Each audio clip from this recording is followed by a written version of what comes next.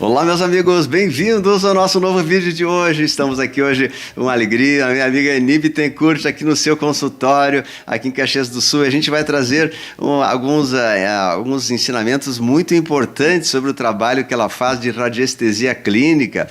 A Eni já é uma profissional experiente de muitos anos de atendimento e ela tem um trabalho assim maravilhoso. Nós já fizemos alguns vídeos há um tempo atrás, a gente vai deixar a playlist aqui dos vídeos que foram feitos com ela, vocês dão uma olhadinha. Ela é maravilhosa, ela tem trabalho assim muito bom com equipamentos eletrônicos também, que a gente vai falar sobre isso, né? Então, Eni, bem-vinda aqui no nosso canal mais uma vez, né? E dá um alô pra turma, uma alegria, uma satisfação estar contigo aqui, minha querida. Satisfação toda é minha, beleza? Obrigada, Luciano. Olá a todos.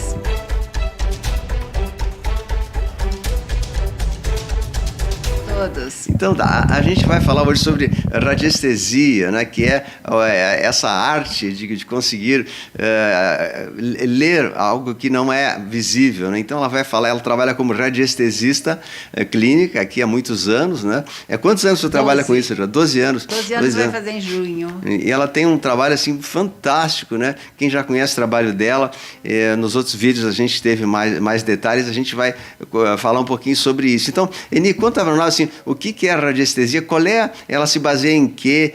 Como que tu pode assim assegurar que um trabalho feito pela radiestesia tem a informação assim correta, é precisa, existe margem de erro, existe uma margem de tolerância? Fala um pouquinho para nós como é que funciona, a origem, como começou e como é que tu te interessaste por esse assunto tão importante, tão atual, que é uma das técnicas que vão ser usadas agora a partir desse momento, onde a medicina e a parte da área médica, ela está cada vez mais se ampliando, né? Sendo mais holística, mais integrativa, então incorporando também áreas que até tempo atrás eram consideradas crendice ou algo parecido. Conta para nós um pouco desse teu trabalho, Eni. Pois é, a radiestesia clínica, a radiestesia em si, né, a gente conhece assim como recurso desde o começo do século passado, que está nos livros, tá? Mas ela é a arte muito mais antiga que isso e eu não vou nem buscar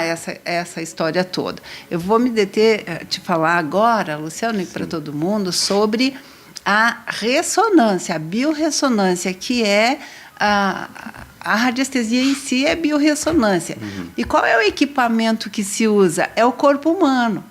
Então, o meu corpo humano, os meus biosensores é que fazem ampliar um movimento de um pêndulo. Então, para que eu possa fazer uma pergunta e ter uma resposta adequada, a pergunta tem que ser boa, tem que ser precisa e eu preciso entender do assunto. Tu não pode me perguntar algo que eu não entenda nada e eu obter uma resposta, porque o meu inconsciente, meu subconsciente não vão saber responder, não vai ter a ressonância, né, para responder aquele caso. Então, assim, precisa? Naquilo que eu souber. E para isso a gente estuda e muito. E muito. O que a gente estuda? Saúde. Então, o funcionamento saudável de um corpo.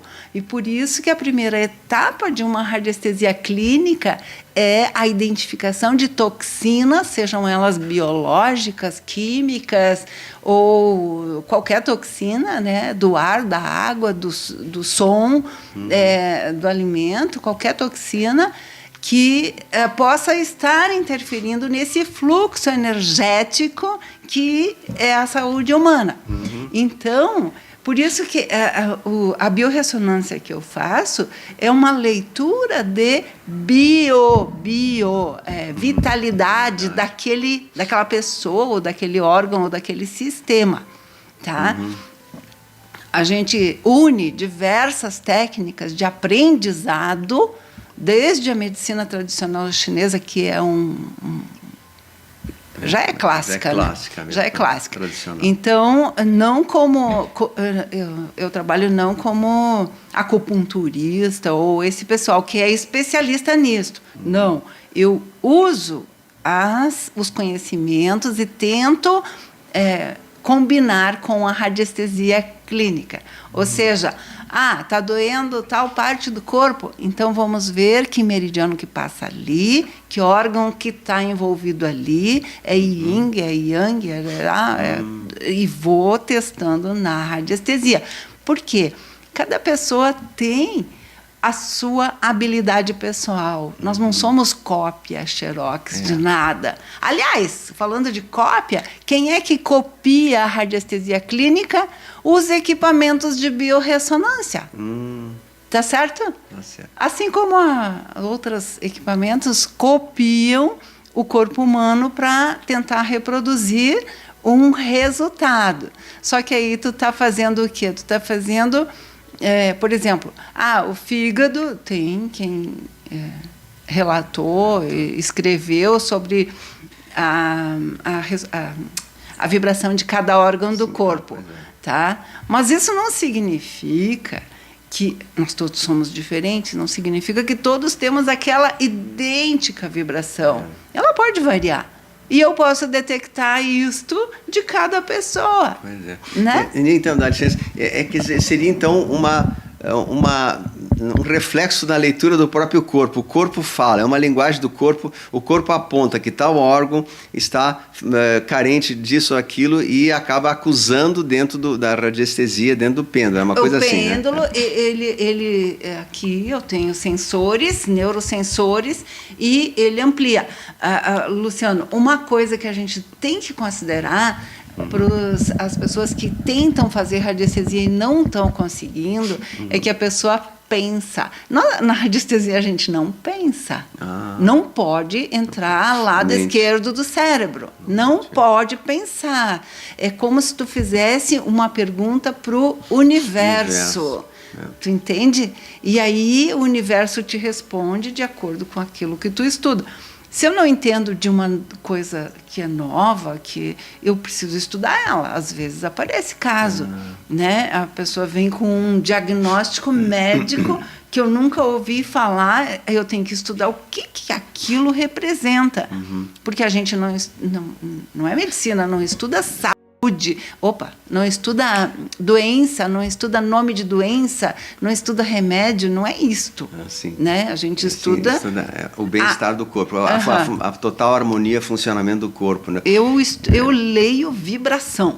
Vibração boa e vibração ruim. E daí, quando tu lê uma vibração que não está harmonizada, tu vai buscar recursos por ressonância também, tu vai buscar recursos que neutralize aquela toxina ou aquela deficiência ou aquela carência. Porque é tudo, né? Tá tudo e o universo, ele tem a sua linguagem, ele fala, ele tipo assim, é uma maneira de ele se expressar do próprio corpo, as respostas, né?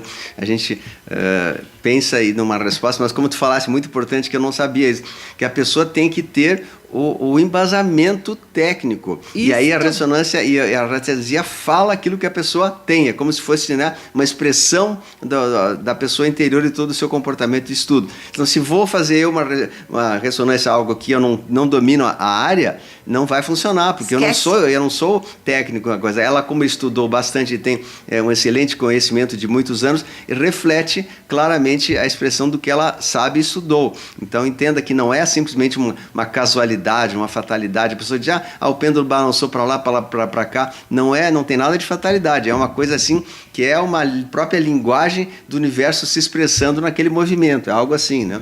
Bem assim. Inclusive, eu tive até pessoas que me perguntam assim, descobre que minerais, ouro, dá para tu descobrir ouro. Tem gente que descobre ouro com radiestesia.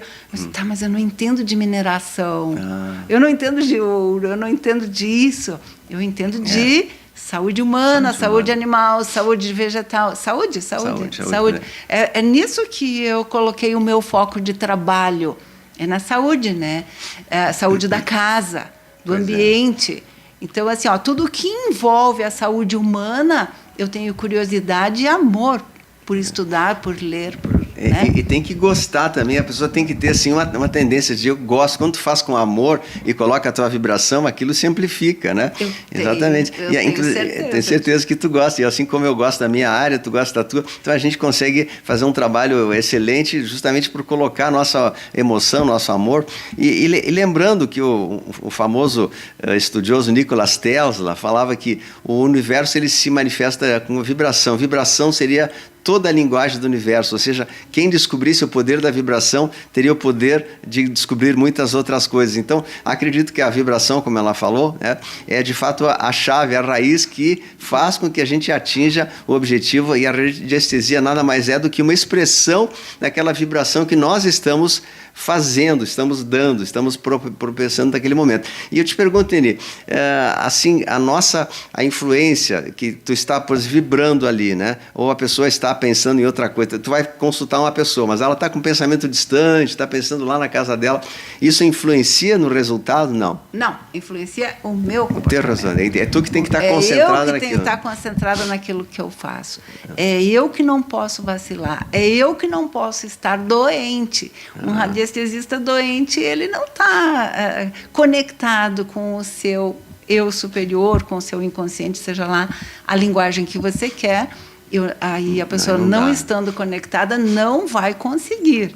Tá? É bastante comum e, graças a Deus, eu tenho bastante trabalho e tem gente que me liga depois que vai para casa descansar, aí percebe que tem problema nos filhos, na família ou nela mesma e me pede às 9 da noite, às 10 da noite, às 11, né, para verificar tal coisa. Muitas vezes eu não consigo, porque a exaustão do trabalho deu.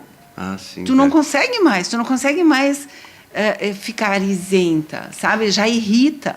Okay. E assim, e a distância? Qual é o fator da distância? Tu está atendendo uma pessoa à distância. Como é que pode essa distância não interferir ou prejudicar a leitura? Como é que funciona isso? Não existe distância na física quântica.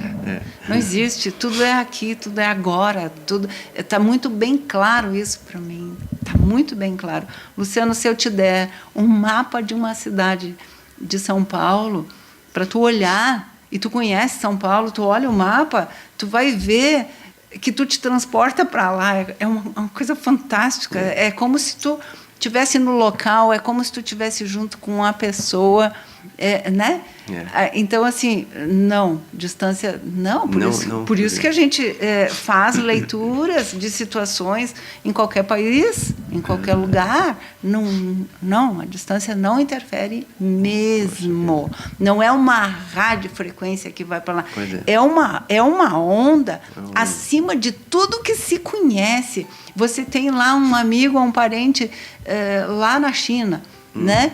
Se você quiser se comunicar com ele, você começa a pensar, daqui a pouco vocês estão conversando por vídeo ou por telefone. Então, assim, essa comunicação, ela existe entre humanos, né?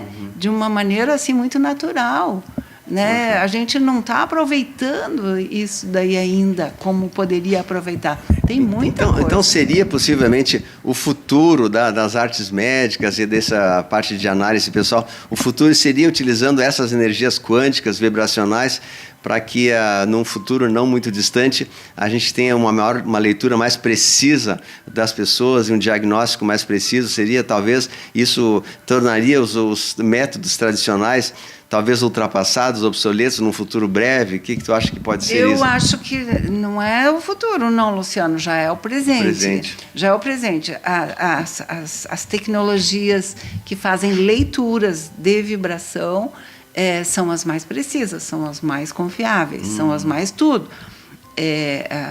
Tá ficando bem atrás, eu vou dizer uma coisa, as tomografias, tá?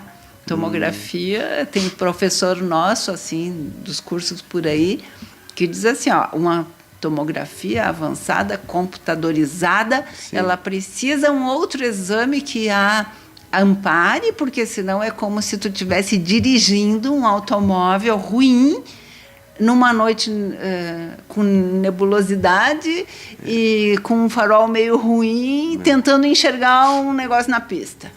Sabe? Então, tu identifica alguma coisa, mas tu não sabe muito bem o que é, e aí tu tem que usar coisas adicionais, critérios ou outro equipamento que esclareça aquilo. Né? E a gente hoje, o ser humano normal, tem a tomografia com o UP, como com o top, né? O top das imagens, não é? E será que a medicina tradicional iria se sujeitar um dia, porque eles estão bastante céticos, né? Continua na segunda parte.